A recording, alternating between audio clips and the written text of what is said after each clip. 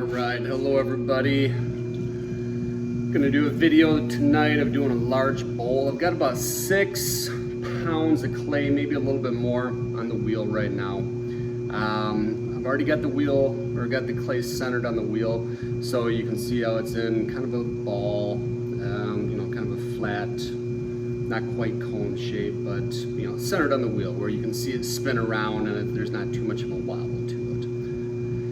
And getting the clay centered, that's by far the hardest part of all pottery, because if you can't get it centered, there's going to be some kind of a wobble and it's not going to work out for you. So anyways, let's do this. We're going to start off putting a little divot in the middle with my thumb, and you guys can't see that from where you're at. But we're going to take it, I'm going to put my fingers in the middle, and we're going to go straight down, pretty close to the bottom, not too close to the bottom because you want to leave enough clay at the bottom so that you obviously don't go all the way through. So you can't see what I'm doing right now, but there's a big hole in it right now. What's going to be the base of the bowl. Now, here we go. We're going to do the first pull. You're going to see it come up, and we're pulling from the bottom and kind of watching along with you guys to see what it looks like, because I usually don't see that view myself. But that is how it goes, pulling it up. So we're going to do a few different pulls like this, starting at the bottom. And when we do this, we are working the edges to make sure those stay nice and smooth. Working the rim, because you want to have a nice smooth rim, because that's important. Anything jagged on there, obviously you don't want that. So here we go, let's do another pull. And I'm grabbing clay on the inside, I'm grabbing clay on the outside, and I'm just pulling it up. Like so. I've got the wheel going about medium speed.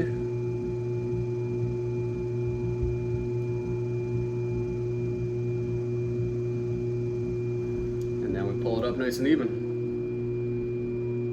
Okay, one more time on the top. And I'm a lefty, so I work over on this side of the bowl, so you can't really see a whole lot. But I'm trying to get you the best I can.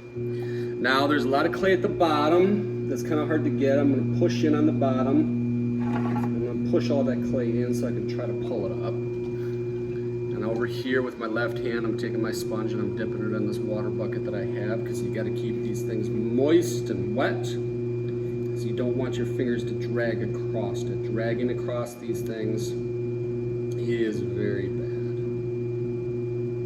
So I hope everybody's Sunday's been going pretty good.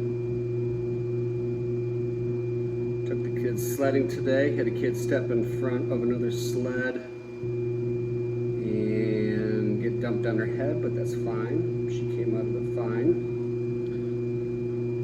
And got the bowl going pretty good so far.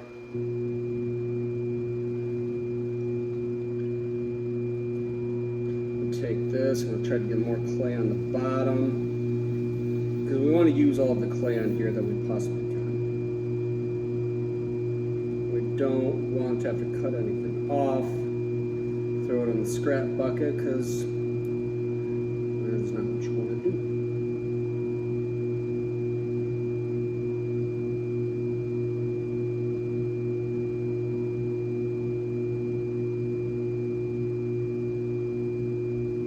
Okay, so far so good. Now we're getting to the point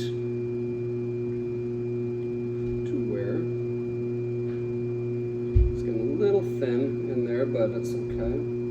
Let's see if I can. Now I'm taking that, I'm clearing off the bottom. Let's see if I can push in just a little bit on the bottom to get some more. See if we can pull it up. I think we can. I always feel weird doing these videos. I feel like talking like Bob Ross.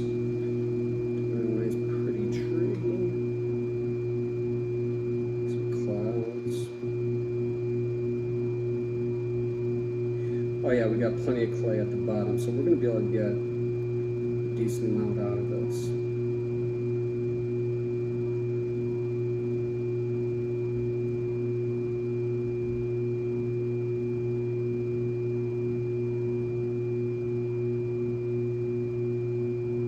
going to be a big one.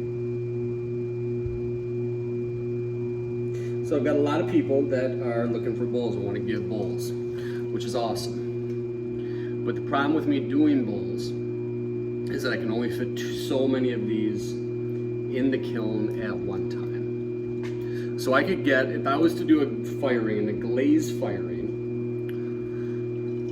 I could get probably 60 mugs in, no problem. No problem. They're small enough, they'll stack right next to each other and not take up a lot of space.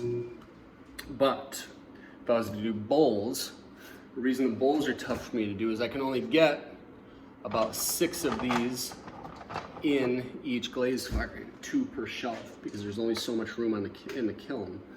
And they, I mean, frankly, just take up a whole bunch of space in there. So I love making bowls. They're my favorite thing to make.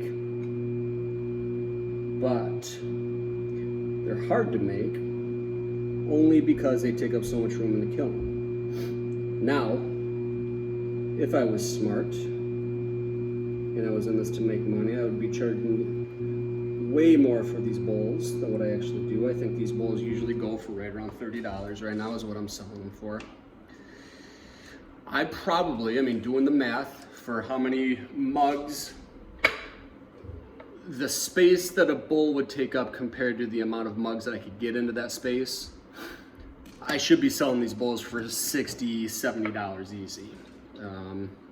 Which I'm not going to do that because, again, I want people to have these things and I want them to have it at a price that is reasonable and is good for them. So, you know, again, just kind of thinking out loud on this, what these bowls should be. So what I was doing while I was talking is I took the metal rib to this and I ran it up the side of it to try to get any wet clay off so that we can now form the bowl. And I'm taking here a wooden rib that looks like that, and I'm dragging it along the inside of the bowl so that I can shape the bowl and make it wider. Got a nice little like platter type thing, which is what I usually do. Now there are some people that say this is cheating. I don't believe in that. There's some people that say, well, Nick, you should just throw it and pull it out with your hands. But I say that's crap. And anybody that says there's only one right way to do something is 100% wrong. 100% wrong. So you can see this bowl is doing pretty good. Getting nice and wide. I'm going to do it a couple more times because each time that I go through it, I'm taking this rib and I'm just pushing it out. Pushing it out. And again, it's tough because you can't really see what I'm doing. But you can see it from the outside, I would imagine.